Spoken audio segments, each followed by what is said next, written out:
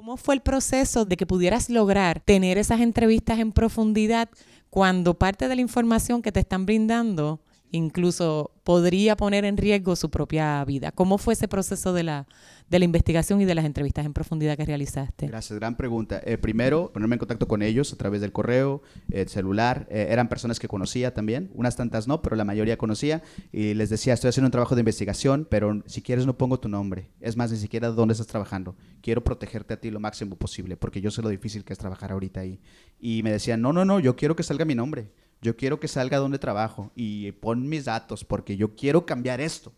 Dentro de esta desesperanza había un sentimiento de que es importante que en las universidades se discuta de esto, se hable de esto, porque nosotros lo vivimos como periodistas, pero la sociedad no lo conoce y piensa que somos unos vendidos, unos sellouts, que hablamos cualquier cosa, que publicamos lo que sea, que solamente nos paga el gobierno para publicar bien de ellos. Entonces nosotros queremos que se dé a conocer. A mí me cayó bastante la realidad de lo que significa ser periodista, porque yo en una de mis entrevistas que tuve, que eran en lugares además que ellos, de confianza para ellos, les decía, ¿dónde se te hace mejor para que yo te entreviste?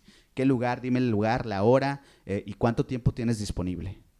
También, ser muy respetuosos de su tiempo y de su espacio, ¿no? Pero le digo que me pegó el golpe de realidad porque en una de las entrevistas a las que iba, en un municipio que está cerca, que se llama Tampico, que por cierto tiene la playa Miramar muy linda, empezaron a seguirme unos carros.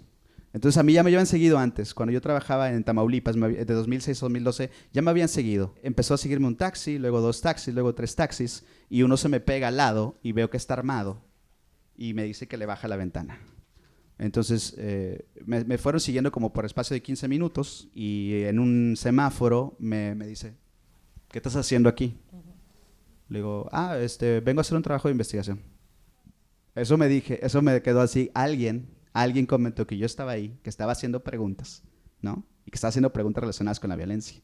Entonces alguien ahí en México decimos el pitazo, alguien avisó que yo estaba ahí.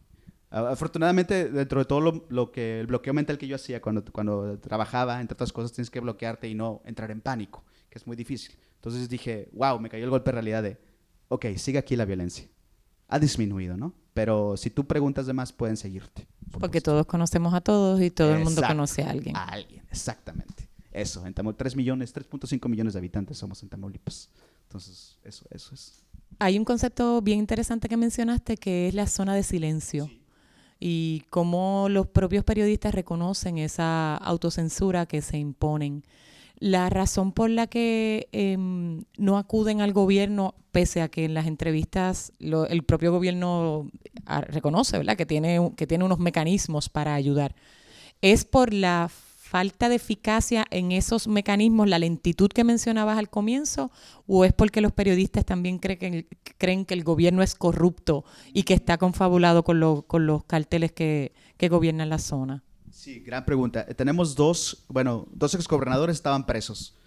Uno en Estados Unidos por tráfico de drogas y por involucrarse con el crimen organizado.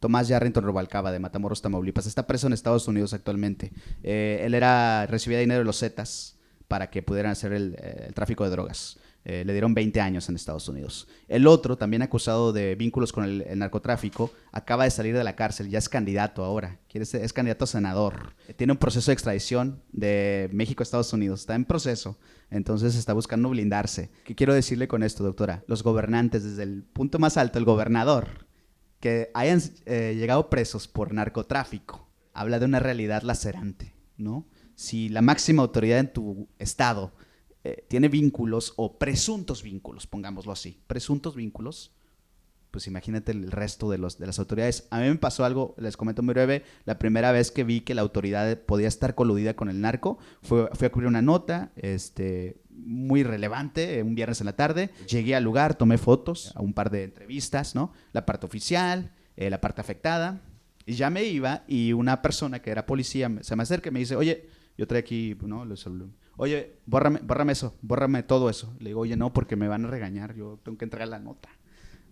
Que me lo borres, no te estoy preguntando, bórramelo en este momento.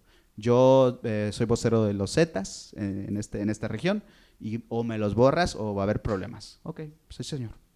Lo borré, es un policía que me está diciendo eso. Lo borro. Y ahí estaba el alcalde. Entonces ya yo me voy, ya pues bastante triste, agüitado, decimos nosotros, bastante agüitado. chin, ya me fui, ni modo, ya no tengo la nota. Estaba el alcalde como a 10 metros y nada más me ve y me hace. Y yo, ok, me quedó claro, me queda perfectamente claro. Si el alcalde de mi ciudad está viendo eso, una ciudad que digo que es como la población de San Juan, chiquitita.